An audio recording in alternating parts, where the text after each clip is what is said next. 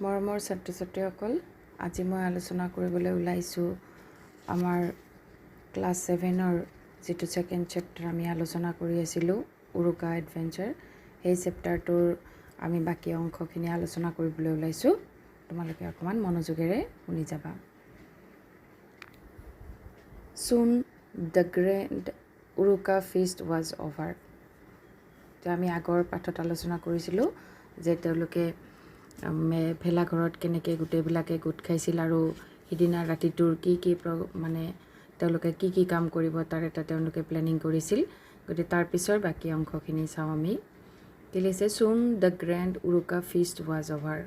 যে অতি সোনকালে কি হৈছিল? উৰুকাৰ যিটো ভোজ ভাত, সেই ভোজ ভাতৰ শেষ হৈছিল, ভোজ ভাত শেষ হৈ গৈছিল। Every one left for their respective homes. প্ৰত্যেকেই কি কৰিলে? তেওঁলোকৰ নিজৰ নিজৰ ঘৰলৈ গুচি গ'ল।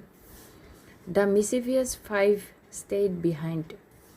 যে মিচিভিয়াছ ফাইভ মানে যিকেইটা আমাৰ যে নটি বুলি কৈছে, মানে দুষ্ট যিকেইজন ল'ৰা ফাইভ, যিকেইটাই মানে এটা কিবা কাম কৰিম বুলি, ৰাতি এটা কাম কৰিম বুলি প্লেনিং কৰি থৈছে, সেইকেইজনকে কৈছে মিচিভিয়াছ। মানে আচলতে দুষ্টও ক'ব পাৰি, বেয়াও ক'ব পাৰি, কিন্তু তেওঁলোকে যদিও বেয়া, এনেকুৱা মিচিভিয়াছ শব্দটোৱে কৈছে কোনো হাৰ্ম নকৰে, মানুহৰ এনেকুৱা কোনো ক্ষতি নকৰে, কিন্তু কিছুমান এনেকুৱা কাম আছে সেইবিলাক কাম কৰি সিহঁতে মানে আনন্দ পায়, ইমান কিন্তু হাৰ্মফুলো নহয় কামবিলাক, সেইকাৰণে এইটোক মিচিভিয়াছ বুলি কৈছে।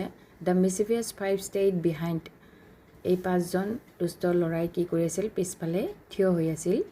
হাডলিং এৰাউণ্ড দ্য বিগ ফায়াৰ। আৰু সেই যে জুইকুৰা জুই ধৰে, গোটেই গাঁওখনৰ কাৰণে গোটেই মানুহখিনিয়ে জুইকুৰা জুই সদায় সেই উৰুকাৰ সময়ত জুই পুৱাই আৰু বহি থাকে, বা ভেলাঘৰটো গোটেই ৰাতিটো পহৰা দি থাকে, সেই জুইকুৰাৰ কথা কৈছে। আৰু সেই জুইকুৰাত সিহঁতে ভিৰ কৰি আছিল। When it was past midnight. যেতিয়া শেষ ৰাতি, পাষ্ট মিড নাইট, যেতিয়া শেষ ৰাতিৰ ফালে আহিল, সময় হ'ল। Mahen rose and commanded the others to follow' him. মহেনে উঠিলে আৰু কমাণ্ড কৰিলে, মানে অৰ্ডাৰ দিলে, the others to follow' him, বাকীবিলাকক তেওঁক যাতে ফ'ল' কৰে, তেওঁক অনুসৰণ কৰে, তাৰ বাবে অৰ্ডাৰ দিলে। In their nocturnal adventure. আৰু সিহঁতৰ যিটো নকটাৰ্নেল এডভেঞ্চাৰ আছে, অৰ্থাৎ ৰাতি কৰা যিবিলাক মানে দুঃসাহসিক কাম, সেইবিলাক কি কয়? নকটাৰ্নেল এডভেঞ্চাৰ বুলি কোৱা হয়। To follow' him in their nocturnal adventure, মানে মহেনে বাকী বন্ধুবিলাকক অৰ্ডাৰ দিলে যে তোমালোকে মোৰ পিছে পিছে আহি থাকা, আমি আমাৰ এতিয়া কাম আৰম্ভ কৰিম। They made straight for Shantiram's house at the end of the lane. সিহঁতে ক'লৈ গ'ল?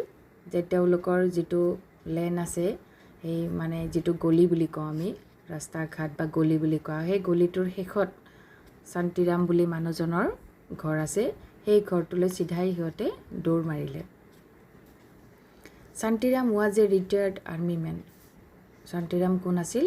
যে শান্তিৰাম আছিল এজন অৱসৰপ্ৰাপ্ত মানে আৰ্মী বিষয়া আছিলে, আৰ্মীৰ বিষয়া আছিলে, জোৱান আছিলে। Farming was his hobby. তেওঁ মানে খেতি বাতি কৰাটো তেওঁৰ এটা প্ৰিয় হবি আছিলে আৰু ভাল লগা কাম আছিল, আৰু খেতি বাতি কৰি তেওঁ ভাল পাইছিলে। His garden was full of cabbages, brinjals, carrots and other seasonal vegetables. তেওঁৰ গাৰ্ডেন, হিজ গাৰ্ডেন, তেওঁৰ বাগিচাখন কিহেৰে ভৰি আছিল?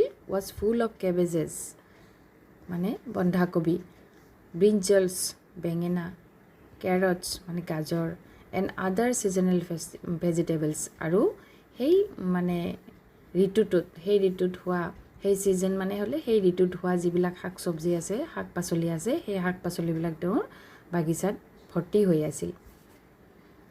They walked quietly, pausing just to put aside the bamboos of the nangla and tiptoed into Shantiram's garden.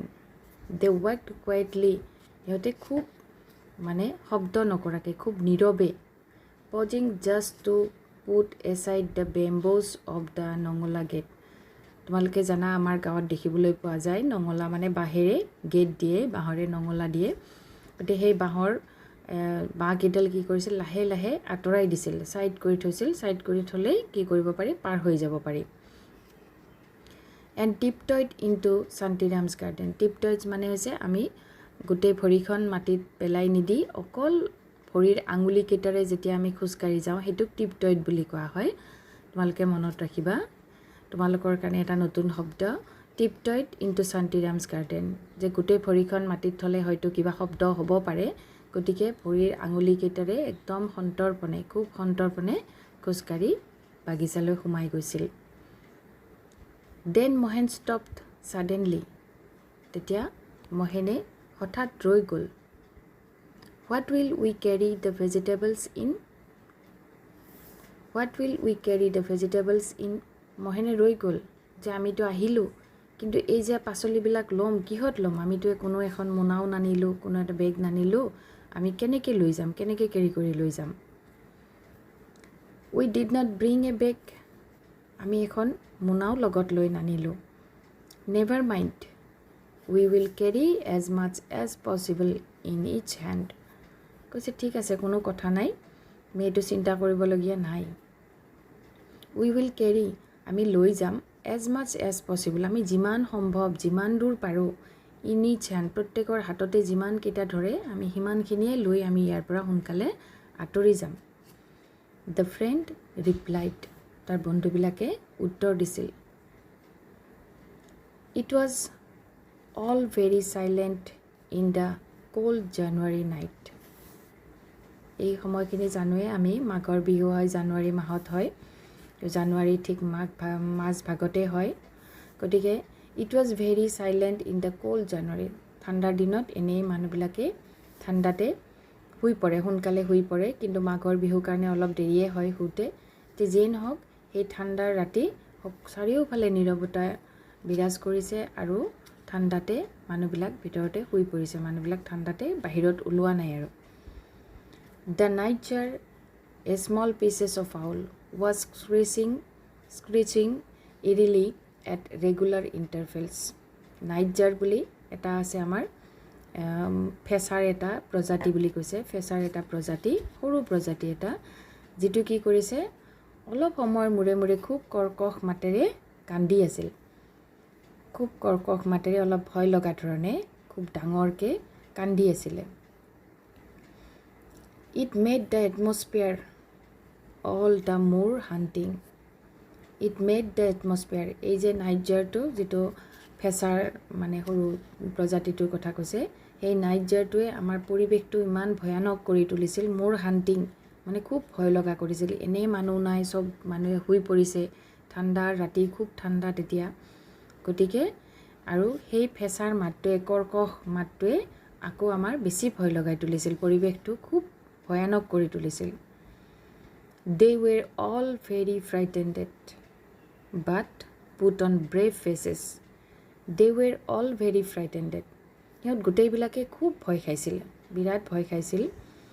But put on brave faces, কিন্তু প্ৰত্যেকেই সাহস দেখুৱাইছিল, মুখবিলাক দেখিলে সিহঁত খুব সাহসী, এনেকুৱা এটা ভাৱ হৈছিলে, সিহঁতে সাহসেৰে মুখামুখি হৈছিল, কিন্তু অন্তৰেৰে খুব ভয় খাইছিল সিহঁতে, যিহেতু সিহঁতে বহুত ডাঙৰ ল'ৰাও নহয়, সৰু ল'ৰা, গতিকে সিহঁতে খুব ভয় খাইছিল।